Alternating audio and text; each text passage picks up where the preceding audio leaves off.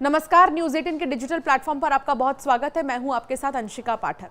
Trump के tariff के जवाब में भारतीय डाक विभाग 25 अगस्त से अमेरिका के लिए सभी तरह के डाक सामानों की बुकिंग सस्पेंड करने जा रही है। फिलहाल ये फैसला अस्थायी रूप से लागू होगा। बीते दिन शनिवार 23 अगस्त को डाक विभाग ने एक प्रेस नोट जारी कर इसकी जानकारी दी थी। पोस्टल डिपार्टमेंट ने कहा कि 29 अगस्त से अमेरिका जाने वाले सभी अंतर्राष्ट्रीय डाक सामानों पर देश विदेश से international emergency economic power act tariff structure के अनुसार कस्टम ड्यूटी देनी होगी, चाहे उनकी कीमत कितनी भी हो। हालांकि $100 करीब 8,700 रुपए तक की कीमत वाले गिफ्ट आइटम्स को ड्यूटी से छूट मिलती रहेगी। ये फैसला अमेरिकी प्रशासन के 30 जुलाई को जारी किए गए कार्यकारी आदेश के बाद लिया गया है, जिसमें $800 यानी करीब 70,000 रुपए तक की कीमत वाले सामान पर दी जाने वाली ड्यूटी फ्री छूट को खत्म कर दिया गया है।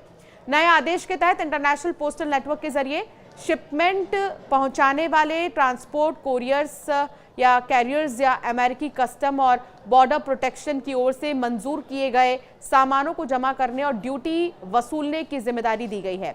डिपार्टमेंट ने कहा कि जिन ग्राहकों ने पहले से बुक किए हैं सामान को भेजा है, वो अब डिलीवरी नहीं हो सकते, इसलिए कस्टमर डाक शुल्क की वापसी के लिए आवेदन कर सकते हैं। वो सभी स्टेक होल्डर्स के साथ मिलकर स्थिति पर नजर रख रहा है और जल्द से जल्द सेवाएं सामान्य करने की हर संभव कोशिश कर रहा है।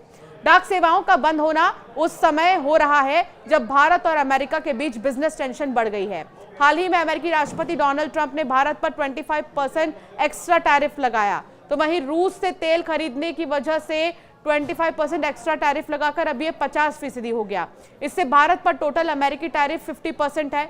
अमेरिका के राष्ट्रपति डोनाल्ड ट्रंप ने भारत पर 25% बेसिक और 25% एक्स्ट्रा यानी कि कुल 50% टैरिफ लगाया।